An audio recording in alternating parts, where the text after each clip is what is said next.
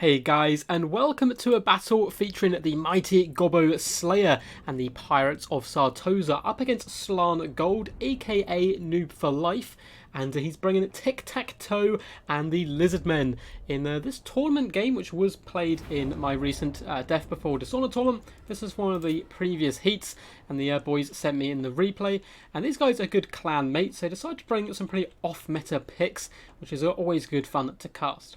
So for the Pirates of Sartosa to start with, for Gobbo's Slayer, we do have Sartosa Militia in the front line. These guys are pretty decent close quarters infantry. They do of course have pistols, as well as those cutlasses can do some pretty decent work, and are isolated only to the Pirates of Sartosa sub-faction. In the secondary line, we do have zombie pirate gunnery mob bombers, two of the like, and these guys do decent damage across all front lines. They're very important and impressive in that secondary line position. We do also have zombie pirate gunnery mob hand cannons, a unit I basically never get to see. They do have anti-large, which is pretty cool, coming up against the Lizardmen, expecting some big dinosaurs perhaps, and it looks like we do have 4 of those bad boys. In Deep Reserve, we do have double sirens. Now, ethereal units can be a massive pain for any faction. Lizardmen do have decent tools to deal magic damage, but if they haven't brought them, these ladies are going to cause terror amongst, the light leadership of the skinks and the like.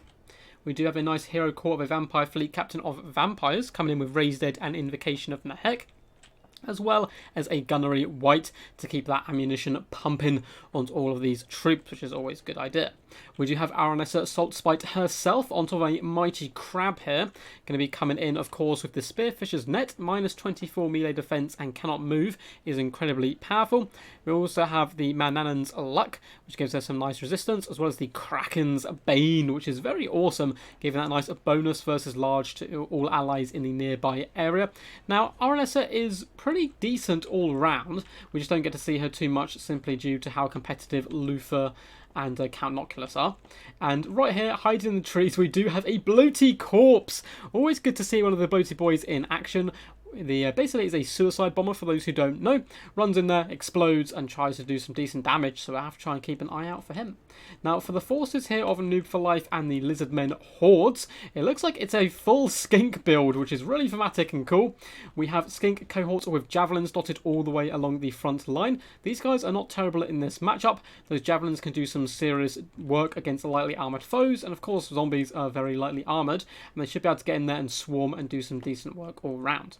It looks like just hiding behind that front line, we do have one of my favourite units in the entire game, the Umbral Tide Regiment of Renowned Salamanders, who are some really sneaky fire doggos, as they do indeed come in with Stalk. They have that glorious flame damage as well, which does pretty good up against undead for the most part.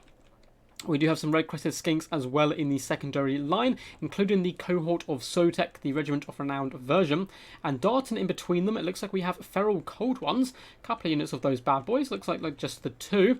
Now these guys are pretty fast, they can do some decent damage as well. They're going to be here to try to push in, get into the back line and do some good work. However, they do rampage relatively early on, which is a bit of a problem, as you then can't get them into those key engagements. Looks like we do have double caster here, which is not too uncommon with Lizardmen. We have a Skink Priest of Beast coming with Manticore Summon, as well as a Skink Priest of Heavens coming in with that glorious Wind Blast here, which can do some really decent work and is going to be pivotal here up against those pesky Sirens. And then it looks like we have a massive air corps up in the sky, 4 units of Pterodon Riders. It looks like we do have 2 of the Fire Leech Bowlers and 2 normal, one of which is the Pohawks Sentinels, who have a very powerful rock drop. And a pretty cool build overall. Looks like in the distance here we do have 1 unit in Hidden Vanguard, the Pohopak Cohort, Regiment of Renowned Cold One Spear Riders, who do some pretty decent work and have very cool colour scheme as well on their Cold Ones, and anti-large, which is always nice. So here we go. Pretty interesting formation coming in by the Pirates of Sartosa here. A very kind of flat front line, but looks like it is going to be rotating round. And a decent summon as well of the gunnery mob, just to pester skink cohorts as much as possible. You're going to get a ton of summons throughout the game, so might as well use them pretty early on. Looks like a javelin fire is going to be counteracting the Sartosa Militia, getting some really nice damage off straight out of the gate. One of these Pterodon Riders is riding a little bit too close to the sun here though, and is getting absolutely obliterated by the Sartosa Militia, taking no prisoners here. and lacing these guys with bullet holes, which is something, you know, no Pterodon is going to be a big fan of. Looks like Feral Codrons are going to dart in on top of the militia, which isn't the worst idea in the world, considering the amount of fire support they do have. And over on the flanks, more Feral Codrons have darted out, as well as the Pohoback cohort, to be pushing into these gunnery mobs. Now let's see if the hand cannons actually do anything here. I haven't really seen them in action too much before. Looks like they are unfortunately obstructed at the moment, and they're going to eat a very dangerous charge coming from the Pohoback cohort, which isn't going to go too well for these guys. So poor hand cannons, unfortunately not living up to the hype. But Sirens have pushed in here, and they'll be able to do some decent armor-piercing damage all round, and of course they do cause terror. Tic-Tac-Toe is leading the charge here. The Master of the Skies will be launching his way into the bombers, trying to avenge a video I made not too long about him. I kind of argued, maybe had some harsh words about Tic-Tac-Toe, arguing he was one of the worst lords in the game, but looks like he's going to be trying to prove me wrong here, fighting hard as always. A nice Spearfisher's net has gone down in the back line, pinning in the Pohoback cohort and allowing a lovely summon of zombies to saturate on top of this vampire fleet captain. And Pohoback aren't having the best of times. Looks like the hand cannon crews were saved from their wrath for now. Looks like Feral Codrons have unfortunately rampaged into Sirens, which is one of their main problems. They're not going to be able to do too much work here. Skinks are trying to dart around as much as possible to get good engagements. Looks like we do have a wind blast going down on the gunnery mobs, but I think that needs to focus on the Sirens personally. We do have a Feral Manticore summon popping up and darting into the back lines, trying to hunt down the gunnery wight as much as possible, which he needs to get these guys offline, so I quite like this play indeed. But oh no, disaster! Tic-Tac-Toe launches in to try and save his Pohoback brothers, and it's been completely swarmed here by Sirens, Aranessa Saltspite, who does have that bonus versus large as well, and Vampire Fleet Captain, all surrounding the mighty Tic-Tac-Toe, who's going to be darting out of here as quickly as possible. The one bonus to this is there's a lot of troops clumped up here, and the Umbral Tide are wreaking havoc and doing some pretty good damage with their volleys popping in here, and they're going to be pretty pivotal to take down the kind of remainder of the hero core. Tic-Tac-Toe is going to get back up into the skies, so he should be able to rally here. Aranessa taking some fiery volleys to the face. And it looks like I did miss the bloated corpse. I was trying to keep an eye on him, but oh no, here he is. He's trudging towards the front lines. We'll have to see if he can do any damage at all. He's wobbling forward. Pterodon Riders are doing some pretty decent, consistent skirmish damage into the back lines, hunting down the militia. But here comes the bloated boy. He's aiming for the red-crested skinks, and kaboom! Doing some huge damage, as well as some huge friendly fire. Probably didn't pay for himself overall. Red-crested skinks are, you know, not the cheapest units, but at the same time they're not elite infantry, but it was certainly glorious. We have to see how many kills that got him at the end of the game. Saltspite militia are now being hunted down by the terrifying Pterodon Riders, who do pack a decent punch in melee. Tic-Tac-Toe is trying to isolate this gunnery wight with the help of the Feral Cold Ones, but you know, gunnery wight is no pushover in combat, especially rocking 120 armor. Tic-Tac-Toe struggling to break through that thick outer shell there of the Crab Mount. Umbral Tide have unfortunately been caught in a Spearfisher's net, which is real disastrous. You can see the amount of damage they did to Aranessa simply from when she waddled from here just up into these guys is huge. Playing lovely net play coming in by Aranessa there, pinning these guys in place. And they are desperately now going to be trying to fall back, which they still have a decent amount of model count, up to 12. They are terrified, but their cold-blooded is going to keep them from routing completely. Lovely play coming in there by Noob for Life. Up in the skies, Tic-Tac-Toe once again going to be hunting down some hand cannon crews with the help of some Pterodon Riders, who are running relatively low on ammunition now, which could be pretty pivotal into the late game. Looks like these militia may be able to rally here in the back lines. The Pterodons have given up the pursuit here in the need to get back to the battle, but they have rallied, so we have to see if that's important in the late game. And we have more militia as well chasing off skinks into the distance. There's a few units on the periphery who can come back to the fray, sorry. But Umbral Tide launching one or two last shots into Aranessa, trying to drag her down. Her luck charm there really keeping her alive at this point of the game. Down to just 600 health. Running dangerously close to Tic-Tac-Toe as well, who's hunting down and put that gunner right on the back foot.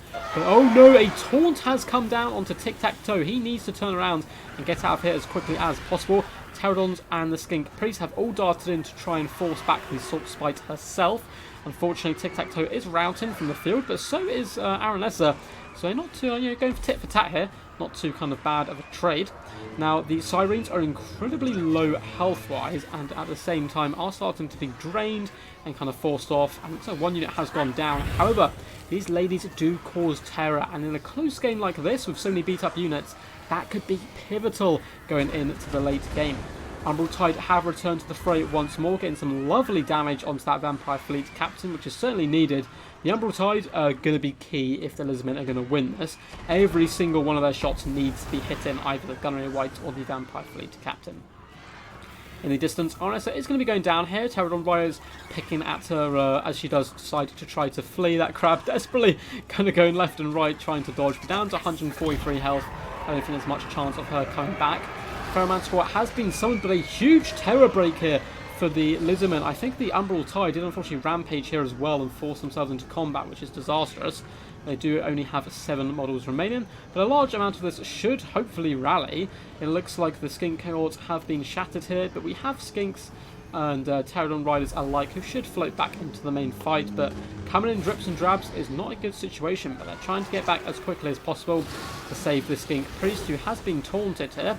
One more Wind Blast would manage to finish off the Sirens, so he's pretty important to try to keep him alive. Manticore does float in, but the Vampire Fleet Captain is a schemy and nifty fella here, managing to escape that Manticore for a decent amount of time.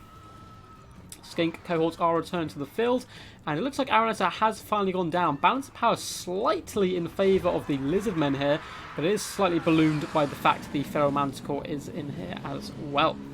Unfortunately, a lot of their leadership is breaking here. Skink Priest is routing, as both Skink Priests are routing at this point, which is pretty scary stuff. Ferromanticore might want to actually just focus down these Sirens at this point, get the terror off the field, and pray you can grind down the hero core here. But it's going to be pretty damn tough. And a lot of these troops running away. We do have a Saltspite militia coming back to the fray.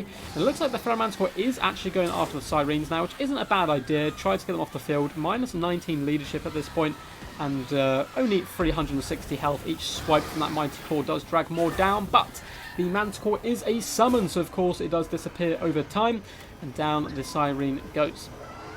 Skink Priest is going in for a last glorious charge with the Pterodon Riders.